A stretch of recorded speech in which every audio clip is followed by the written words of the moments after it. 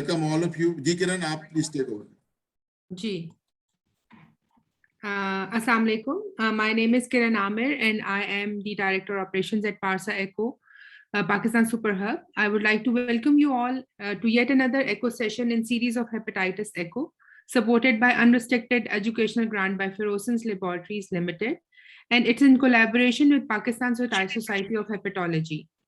Today's session is case-based discussion with experts, and our expert for tonight is Dr. Yasser Abbas Zaidi. Before I introduce you to our expert for tonight's session, we have to go through some standard announcements. We are part of a global movement called Project Echo, based in USA, with the objective to disseminate knowledge and best practices. We do protect patient privacy, so none of the information used in this session will identify any individual or patient. For maintaining discipline, you all are muted, but we do encourage participation. So you can unmute yourself for question and use the raised hand option or chat box.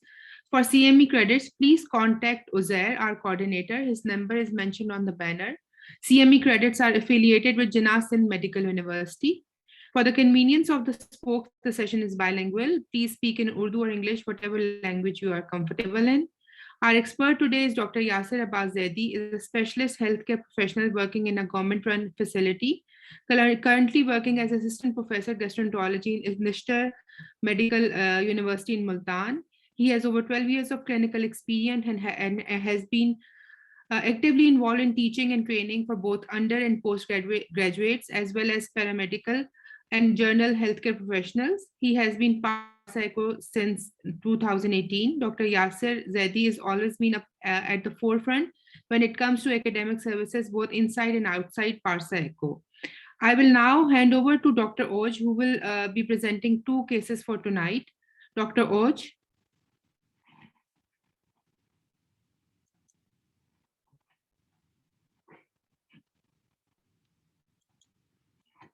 Uzair, you will be sharing the cases? Yes, Uzair bhai, can you share this? Okay. Can you guys hear me? Yes, we can hear you. Yes, we can hear you. Okay. So I'm going to start the first case. It's a 25-year-old female patient presented in OPD with complaint of gestational amenorrhea of 2 months and complaint of nausea, retrosternal burning, and fatigue.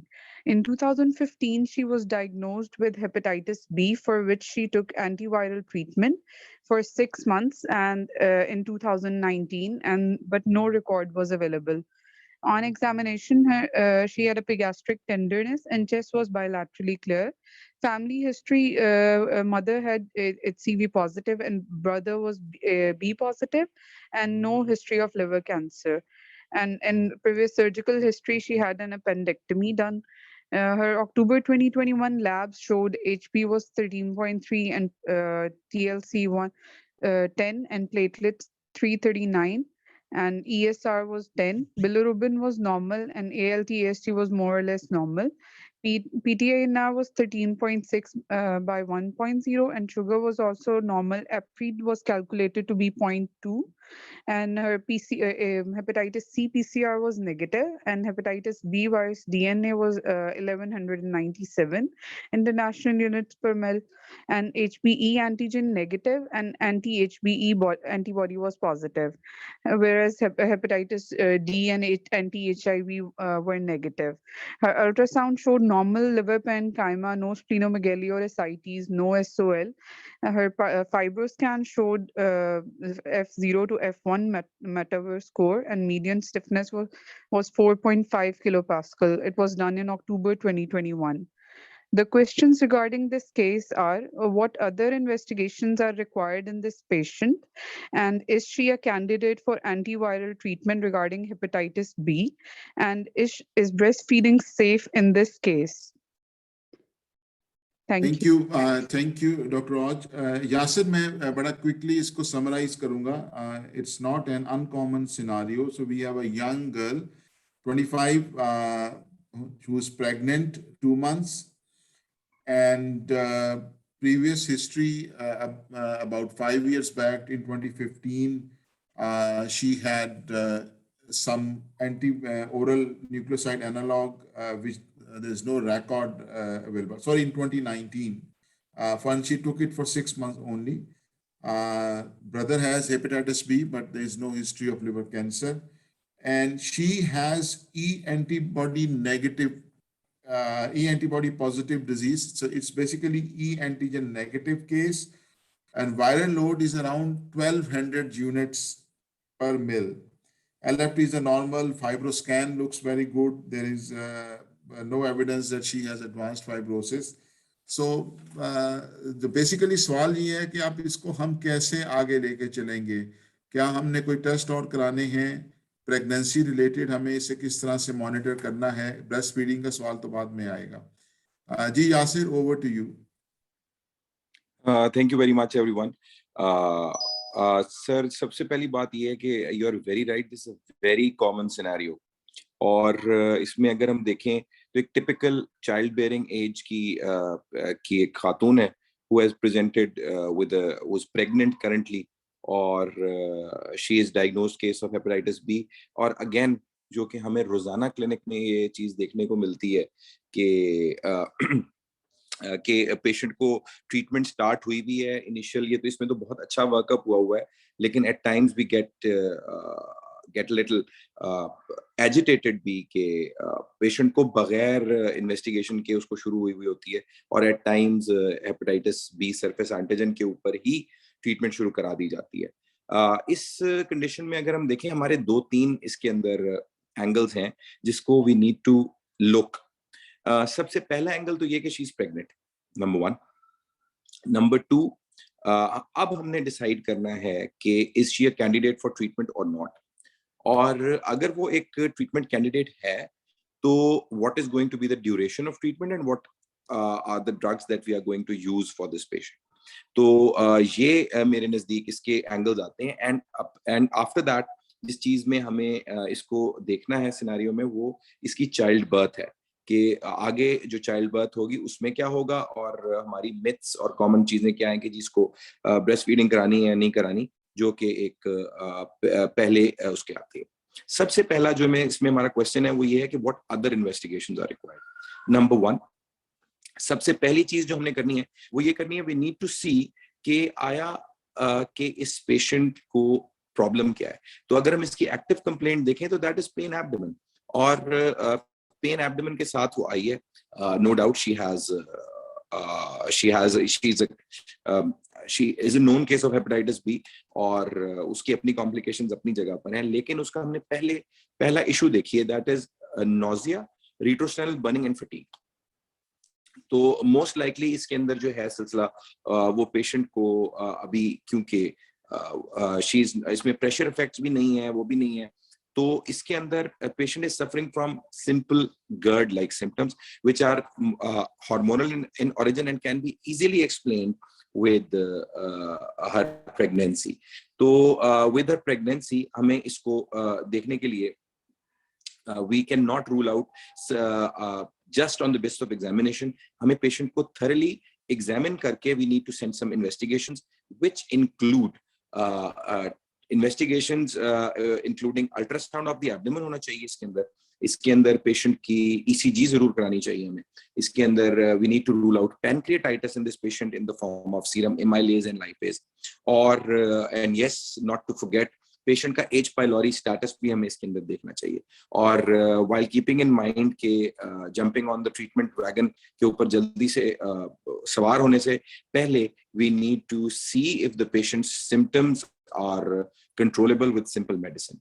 अब medicine देने के दौरान we can not just उसको undermine नहीं कर सकते दी importance of other test जो कि मैंने आपको बताया, जिसमें बेसलाइन इन्वेस्टिगेशन होनी चाहिए which include CBC, liver function, renal functions, hepatitis B का स्टेटस हमें पता ही है, और साथ में ultrasound, serum amylase, lipase and H pylori status जो हम इसके अंदर देख लें।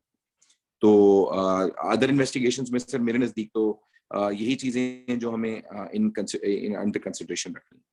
और सेकंड पार्ट की तरफ इफ यू अलाउ तो हम अगले क्वेश्चन को एड्रेस करें, या we need to if anybody has a question about this part तो I would be very happy to answer. कोई somebody wants to add an investigation कोई आप लोगों के जहन में कोई इन्वेस्टिगेशन हो मुझे बता सकते हैं। यासिर मेरे ख्याल में you go you keep moving on, तो उसके बाद फिर हम Okay. इसको इकट्ठा ही discuss. Second part is she a candidate for treatment और नॉट। अब इसकी लैब्स को हम अगर दोबारा देखें तो patient has a normal haemoglobin, she is tested for hep C जो कि वो नेगेटिव है। पेशेंट का हेपेटाइटिस बी का DNA load is 1197, it is a fairly low viral load. TLC count normal है, प्लेटलेट नॉर्मल है, ESR 10 है, बिली normal है, and above all ALT and AST are normal. This is going to be the mainstay of our treatment. इस treatment को हमें ज़हन में रख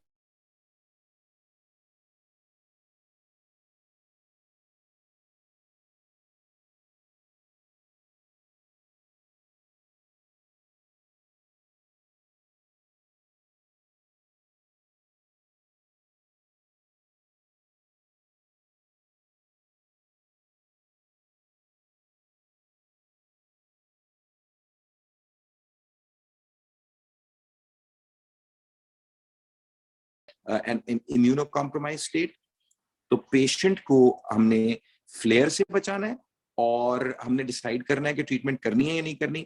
और क्योंकि ड्रग्स का सेफ्टी डेटा मौजूद नहीं है हमारे पास अदर देन लैमिबुटिन इन प्रेगनेंसी, तो वी हैव टू सी कि हमारा एम क्या होगा इन ट्रीटमेंट। इस ट्रीटमेंट के अंदर एम ऑफ ट्रीटमेंट अगर हम लेकर चलेंगे फॉर पेरीनेटल ट्रांसमिशन को रोकने के लिए, then we may even consider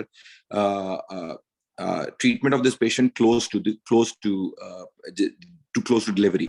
But at this stage, patient is not a candidate for treatment. इसको सिर्फ हमने observe करना है और LFTs को हम monthly observe करेंगे और we'll see and we'll explain to the patient कि आपने jaundice के लिए और नोजिया वॉमिटिंग तो उसको ऑलरेडी होगा और कुछ ALT डिरेंजमेंट तो वैसे भी प्रेगनेंसी में ड्यू टू हार्मोन्स आ जाती है और फैटी लिवर हो सकता है प्रेगनेंसी का।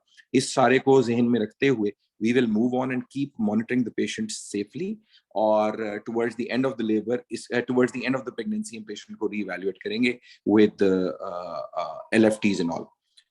तो and इसके बाद जो थर्ड क्वेश्चन आता है is breastfeeding safe in this case। अब ये क्वेश्चन हमारा अराइज करेगा कि आफ्टर द डिलीवरी, इसमें डिलीवरी के दौरान हमें दो पॉइंट्स आएंगे, वो ये है कि मोड ऑफ डिलीवरी क्या होगा। मोड ऑफ डिलीवरी स्ट्रिक्ट मतलब is going to be according to जिस तरह according to the obstetrical indication, इसके अंदर हमारी तरफ से कोई उसको लिमिटेशन नहीं होगी।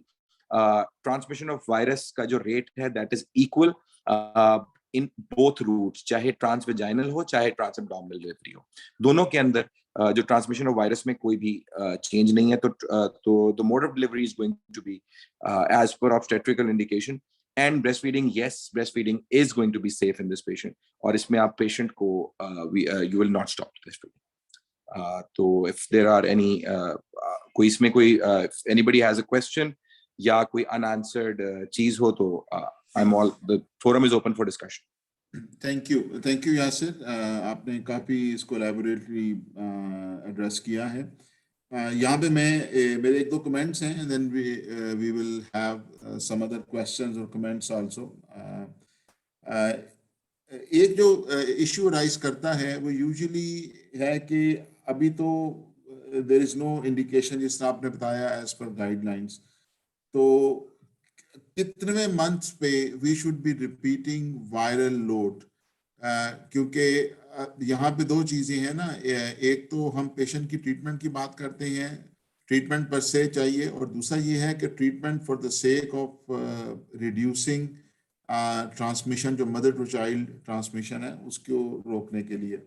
और यूजुअली वो हाई वायरल लोड जो कि 20,000 यूनिट्स के आसपास होता है, अगर हम यूनिट्स में बात करें 10⁻⁶ कॉपीज पर मिल्स की बात होती है कि उस वक्त आप जो उसकी जो है ट्रांसमिशन को जो है हम उस पॉइंट ऑफ व्यू से देखते हैं। मेरा जो क्वेश्चन एक आपसे होगा वो ये होगा कि अगर उस वक्त वायरल लोड 800 है या लेट्स से कि 2000 यूनिट से फिर भी नीचे है, तो risk of transmission will be very low.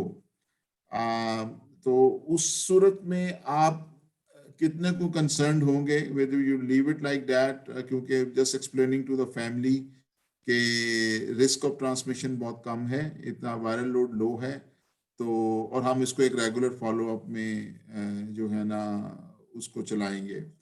और लेकिन जो है अगर ज्यादा हो, आप कितने ज्यादा पे कंसर्न होंगे, लेकिन अगर इट्स लेस देन 2000, तो how would you be counselling the family?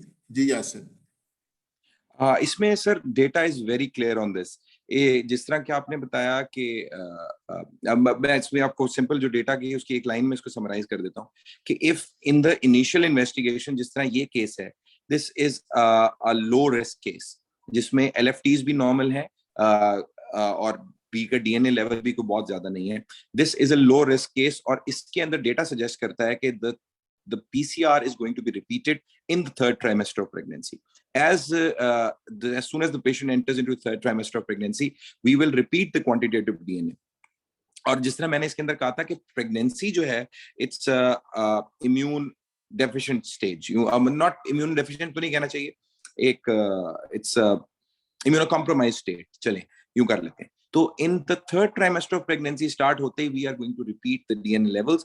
And जिस तरह मैंने कहा कि इसकी कोई वो नहीं है, लेकिन during every visit I would encourage the obstetrician to check the LFTs। अगर कोई LFT का फ्लेयर नहीं आया तो I would defer the HBV DNA checking till third trimester, और वहां पर I am going to decide कि अगर 800 से नीचे है तो then we can safely counsel the family कि there is no risk of transmission to मतलब there is equal risk of transmission to the baby, जिसको आप that is nothing to be worried about, कोई added risk नहीं हो जाएगा।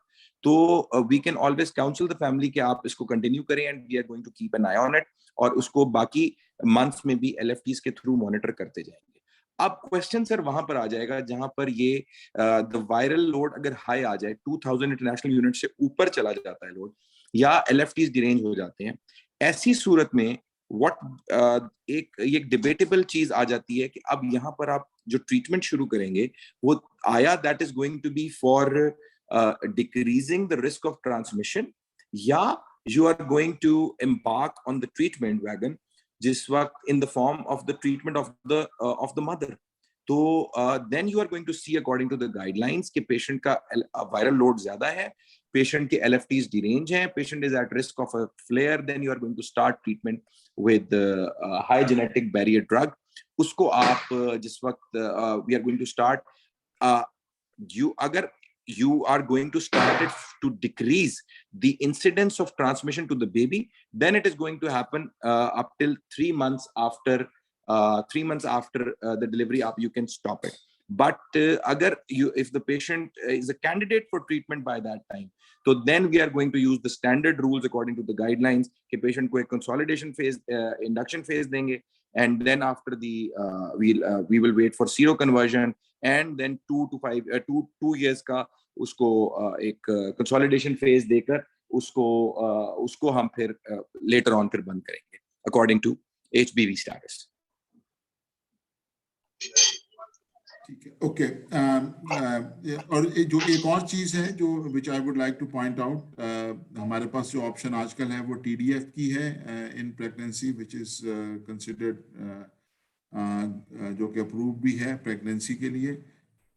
दूसरा जो है कि ऑब्स्टेट्रिक कोलीग्स के साथ जहाँ पे हम इन टच रहेंगे एज फार एज इसके जो LFTs की मॉनिटरिंग है या DNA की, वहाँ पे at the time of delivery, it's of paramount importance के बेबी को active and passive immunization दोनों होगी।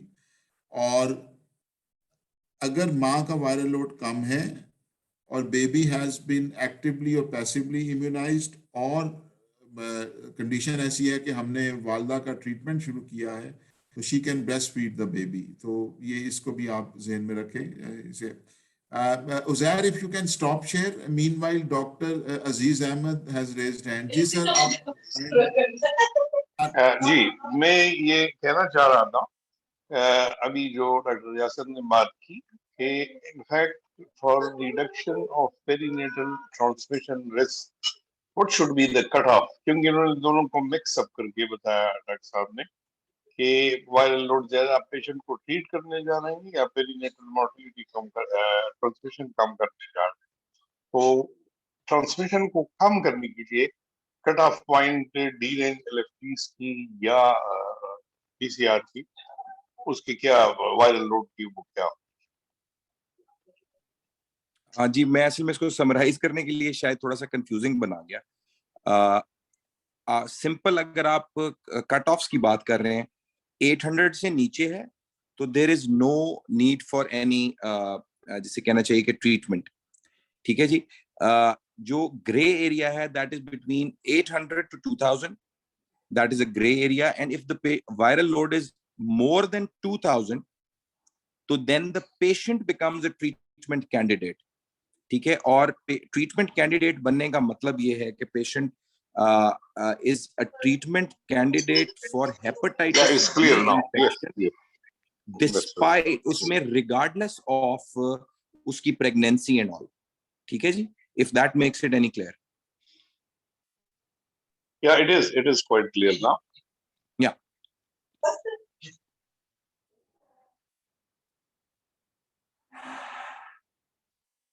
Any other comment or question, comment? Sir, can we administer hepatitis E Farooq. vaccination? Sir, can we administer hepatitis E vaccination to this patient?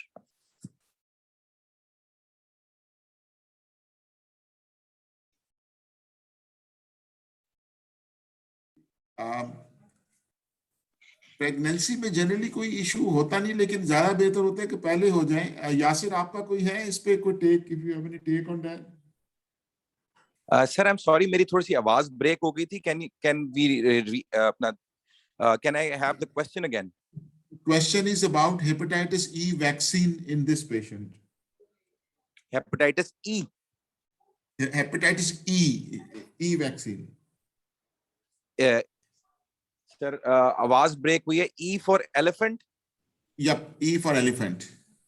Sir, उसकी तो recommendation is available कि hepatitis E vaccine is indicated in pregnancy, as far as if I am not wrong. जहां तक मैंने उसका literature read किया, आई am not, वो I think it is recommended.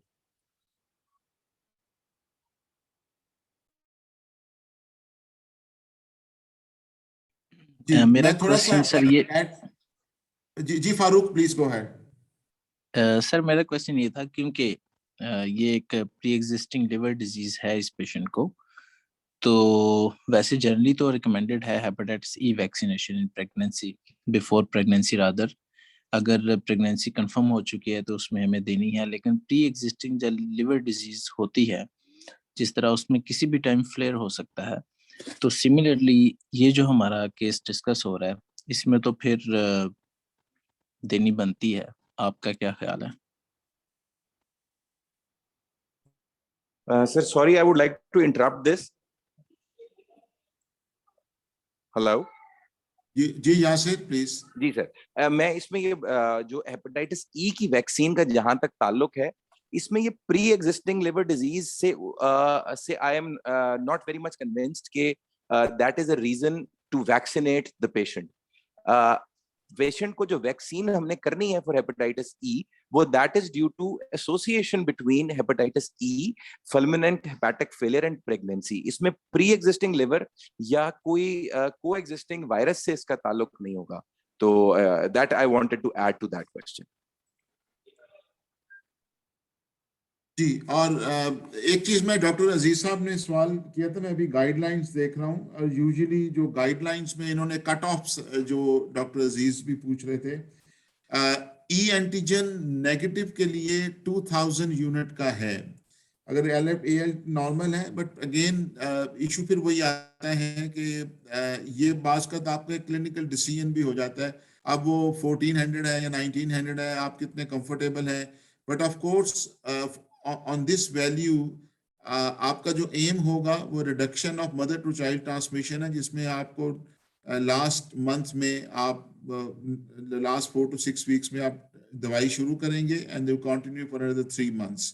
और जो कि इसका रिस्क कम करता है। और अगर इससे ज्यादा वायरल लोड है, वायरल लोड हाई है, तो उसका फिर आप ट्रीटमेंट मोड में चले जाएंगे और फिर आप उसको कंटिन्यू भी करेंगे ट्रीटमेंट को। तो वो इन्होंने जो कट ऑफ दिया हुआ है वो 2000 इंटरनेशनल यूनिट का दिया हुआ है। जी, ये ASLD की basically guidelines, I am just having a look on this, क्योंकि प्रेगनेंसी में जो है वो किस तरह से आप इसको देखेंगे। तो हमारे पेशेंट का वायरल लोड लो है, हम अराउंड 7th मंथ इसको दोबारा चेक करेंगे वायरल लोड को। ऑब्वियसली LFT वगैरह इसके चेक होते रहेंगे, एंड देन वील सी कि how what the situation and we make our decision. जी, I think all you should move on to next case and then we'll keep discussing. Ji, Uzair, if you can share the slide.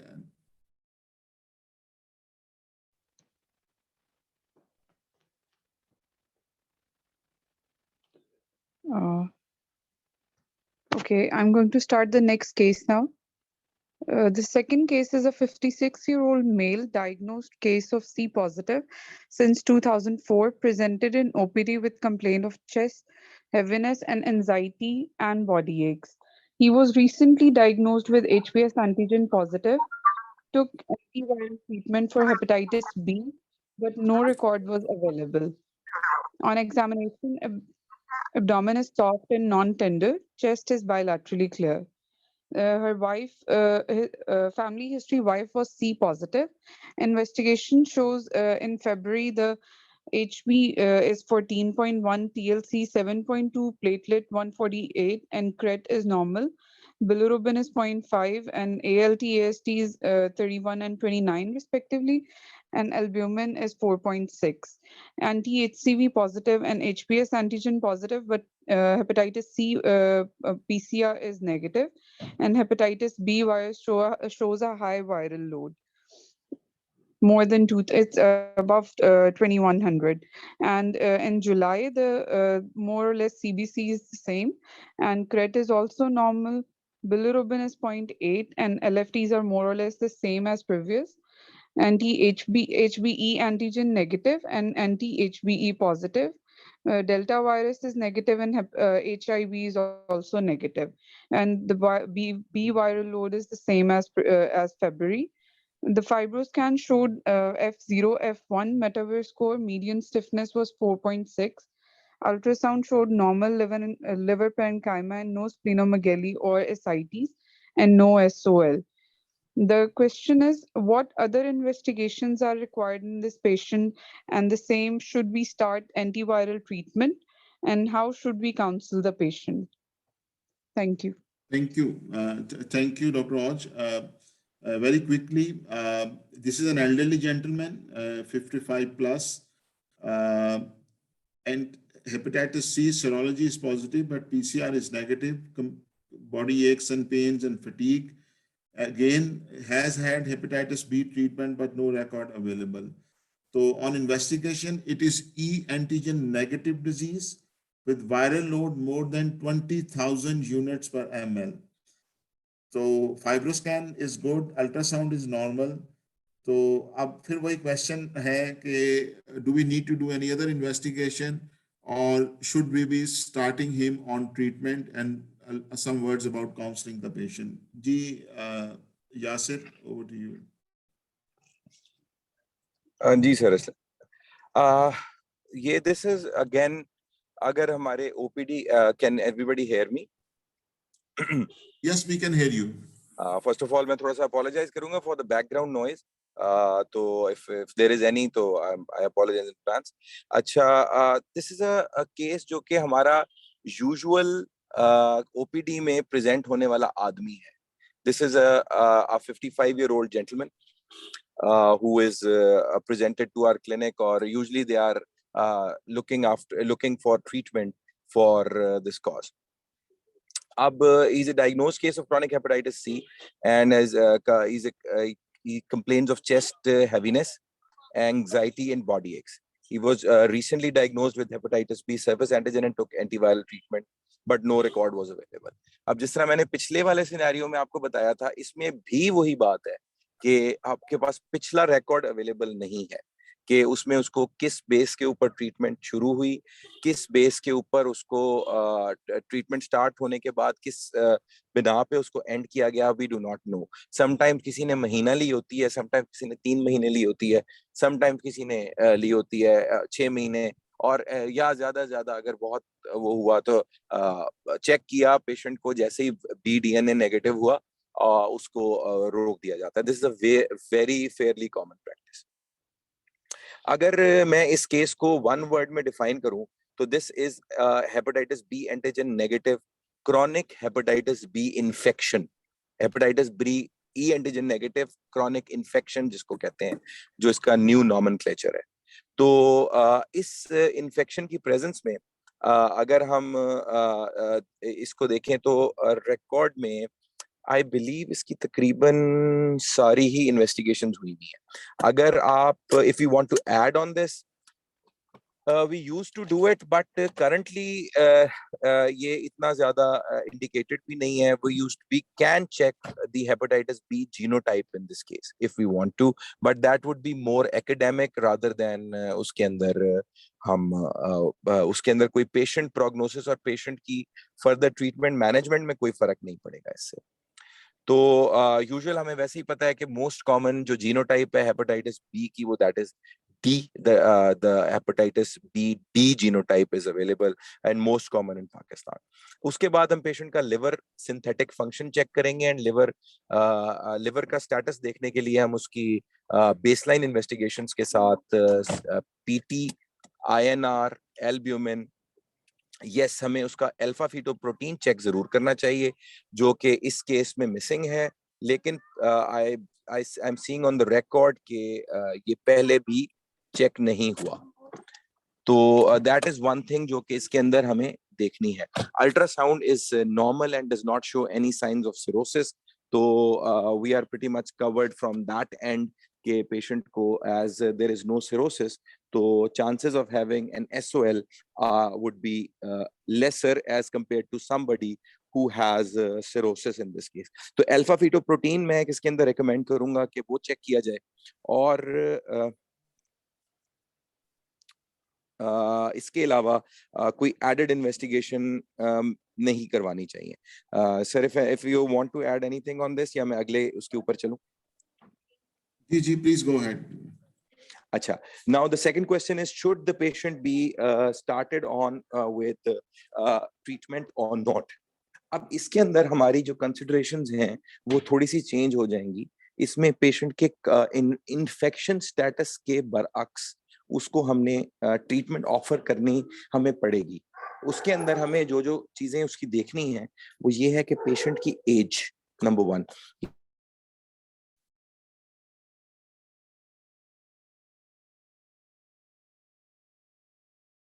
के लिए consider करूंगा number 1।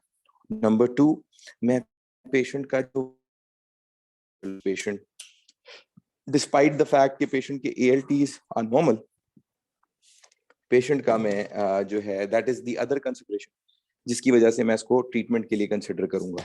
And thirdly, उसकी family history of liver disease मौजूद है, that is going to compel me कि इसको मैं further on देखूं for treatment. So, should we start antiviral therapy? Answer is yes, I am going to start antiviral therapy in this patient. And lastly, how should we counsel this patient?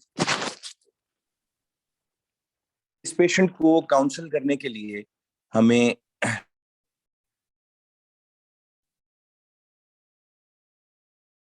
शुरू करा रहे हैं, और counselling की importance जितनी बताई जाए वो कम है एज कम्पेयर्ड टू हम लोग क्लिनिक्स की बात अगर ना करें और टॉकिंग अबाउट जिसे कहना चाहिए गवर्नमेंट सेटअप, जहां पर हम खास तौर पे जिस वक्त हेपेटाइटिस बी की ट्रीटमेंट शुरू कराते हैं, तो we need to tell the patient कि भाई हम आपकी ट्रीटमेंट क्यों कर रहे हैं और what is the justification of this treatment, और अगर हम ये ट्रीटमेंट नहीं करेंगे या आप ट्रीटमेंट से कंप्लाई नहीं करेंगे, ऐसी सूरत में आपको क्या नुकसानात हो सकते हैं। तो one of the more important things जो कि हमें उसको बतानी है वो ये बतानी है कि इसी काउंसलिंग के अंदर कि how can he decrease the spread of this virus in his home. every patient of hepatitis B जो कि किसी हाउसहोल्ड में रहता है, he is a potential source to infect his or her household contacts जो कि उसके वहां पर मौजूद हैं. तो ऐसी सिचुएशन में हमें number 1 we need to educate him about his disease. Number 2 we need to counsel him about the importance of drugs के उसको ये जो दवाई दी जा रही है क्योंकि ये इसको एक लंबे अरसे के लिए देनी है और लंबे अरसे के लिए देने के बाद हम उसको अगर ये छोड़ेगा तो उसको इसको फ्लेयर हो सकता है और अगर लॉन्गर अरसे के लिए छोड़ देगा तो eventually he is going to have cirrhosis के जिगर सुकड़ जाएगा और उसको उसकी कॉम्प्लिकेशंस आनी शुरू हो जाएंगी और आफ्टर दैट अगर उसको ट्रीट नहीं करेंगे and every patient of hepatitis B जो कि इनकम्प्लीट ट्रीटमेंट लेकर अपने घर में या कम्युनिटी में फिर रहा है, he is the source of infection for other people in around him. और उसके लिए वो क्या कर सकता है कि उसको ओवर कॉन्शियस करने के बजाय we need to tell him कि ये छूत की बीमारी नहीं है, उठने बैठने खाने पीने बच्चों को प्यार करने से ये नहीं फैलती, this only gets transmitted via blood. और उसके लिए इसको क्या करना है, अपनी जाती इस्तेमाल की चीजें जिसमें कंघा, टूथब्रश, नेल कटर और अपना ये जो नाई के औजार होते हैं ये उसको अलहदा करने के बारे में बताना है. And many people they come to us and ask कि डॉक्टर साहब आपने हमें कोई इससे वो करने की जरूरत तो नहीं है, कोई हम इसको कोई इसके बर्तन वगैरह अलहदा कराने की तो जरूरत नहीं है. तो उसके लिए हमें इनको बताना पड़ता है कि ऐसी आपने चीज नहीं करनी और we just need to keep the personal items of this patient separately.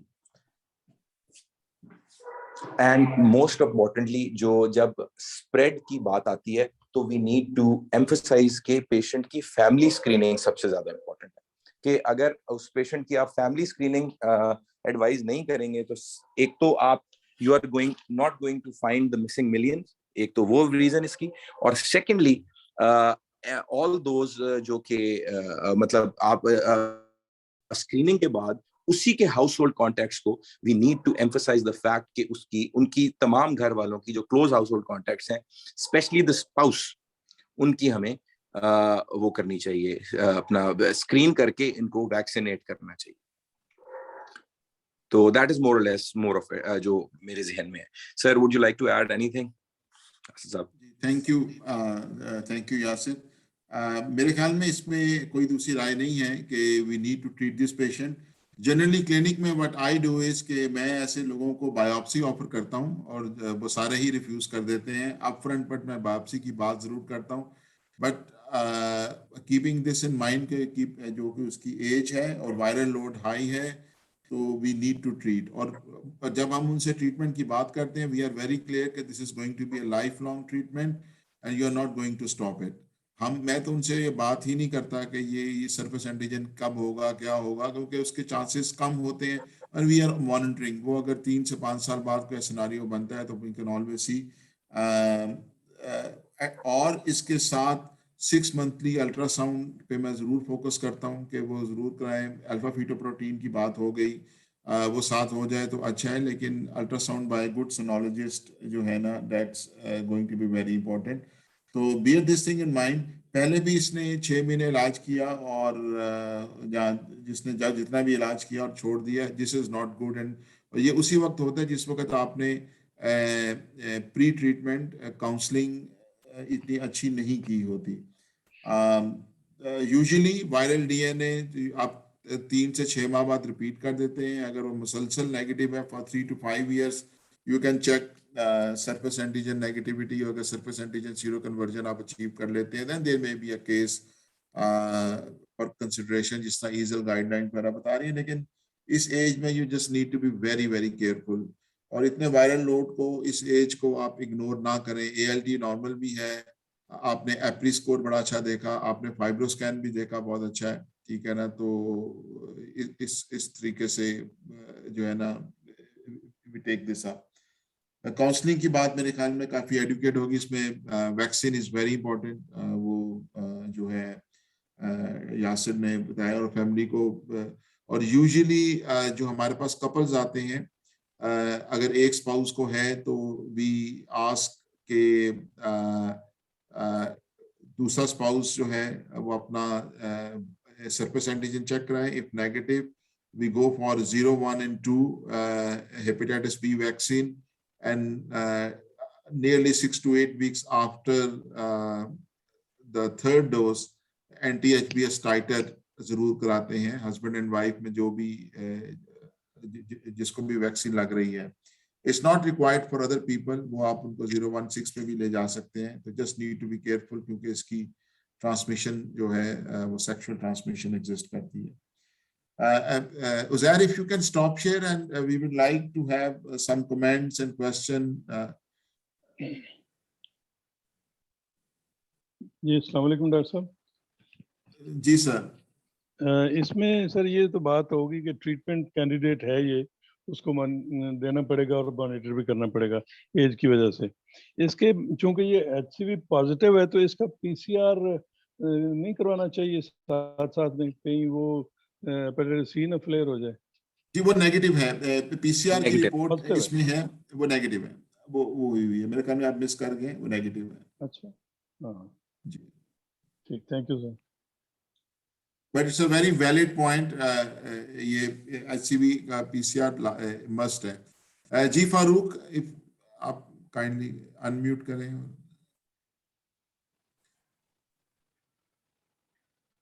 आपका raised hand आया था. Farooq, if you have anything, any comments. इसमें सर एक चीज मैं ऐड करूंगा कि जिस तरह ये अगर हम ये इस वाली ट्रीटमेंट, इस वाली इन्वेस्टिगेशंस को देखें तो this is a very Fairlie comprehensive investigations.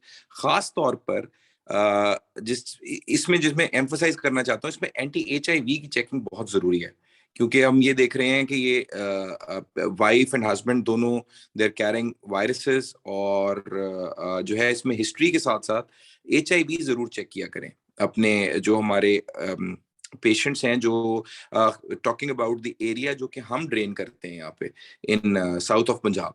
तो यहाँ पर इट्स मतलब जितनी रिपोर्टेड है उससे ज्यादा हमें HIV को इन्फेक्शंस मिल जाती हैं एट टाइम्स. तो विद HBV खास तौर पर जो है हमें we should not forget checking the HIV in this patient, जो इसमें हुआ है check and that's found to be negative. Yasir, आप करते क्या हैं? HIV पॉजिटिव आ गया तो would you be happy to take over the case, और फिर आप ID के लोगों को इन्वॉल्व करते हैं? What you do? अच्छा, उसमें we are fairly lucky enough कि यहाँ पर जो है एड्स कंट्रोल प्रोग्राम रन होता है in Multan and DG Khan both, और जहाँ का ये ज्यादा मसला है. तो उसमें हमें उसको it's an obligation for us कि हमें उनको फिर आगे refer to AIDS control programme करना पड़ता है. That's what we do. And then और वहां से even they are getting free anti retroviral treatment as well. इसमें ये भी इम्पोर्टेंट है कि बहुत सारी एंटी रिट्रोवायरल जो है ये हेपेटाइटिस B के भी काम करती हैं, तो इसीलिए हम HIV चेक करते हैं, क्योंकि आपको फिर ड्रग्स के हिसाब से भी देखना होता है. आप ये नहीं कर सकते कि HIV पॉजिटिव है, आप इधर से हेपेटाइटिस B की दवाई शुरू कर दें, उधर से वो फ्लेयर हो जाए, उसका कंट्रोल एडिक्वेट ना हो. तो you need to take care of both the viruses in one go. Both the viruses. Both the viruses in one go. तो इसलिए ये बड़ा इंपॉर्टेंट है. और आपने हम as per protocol we check HIV in every patient. Good. Any comments or suggestion? We have about 5 minutes. Sir मेरा question ये है कि what is the minimum age for starting antiviral treatment for hepatitis B?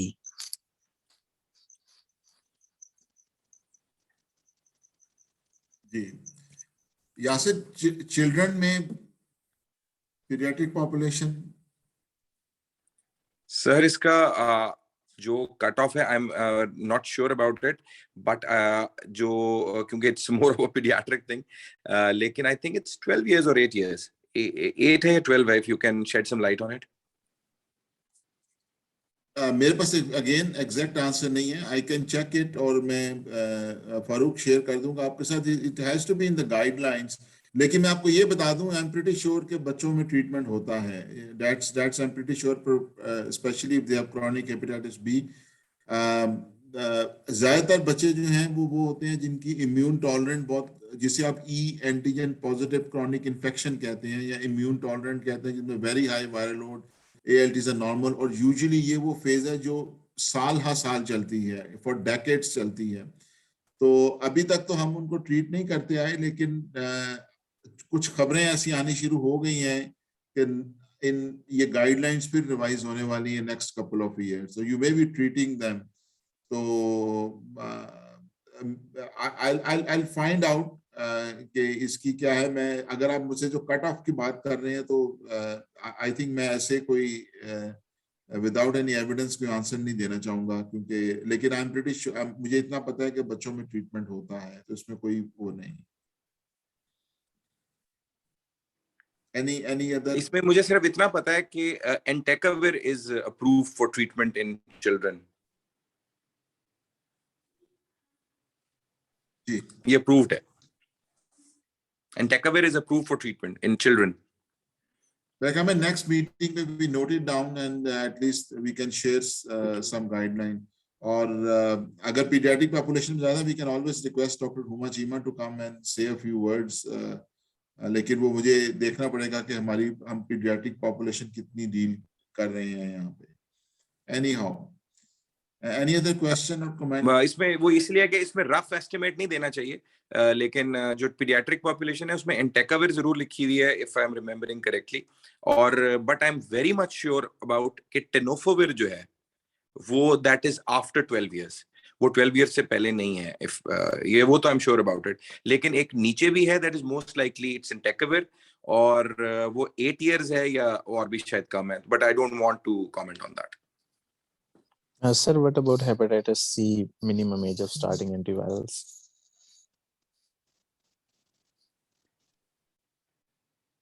यार बच्चों में जो trials हैं वो अब आ चुके हैं, सॉफ्ट के तो थे ही थे वेट बेस करके, अब वेल्पा के भी ट्रायल हैं, एंड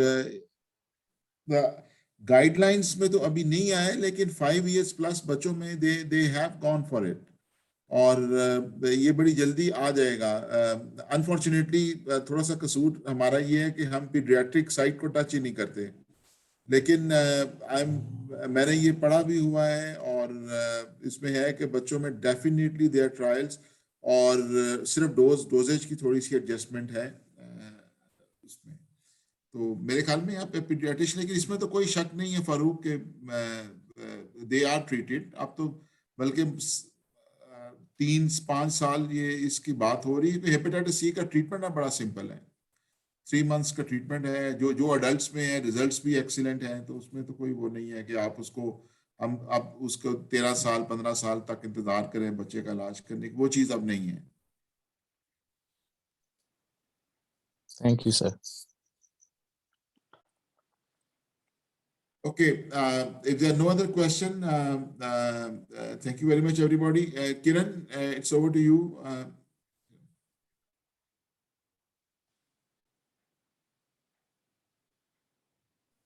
आप म्यूटेड हैं।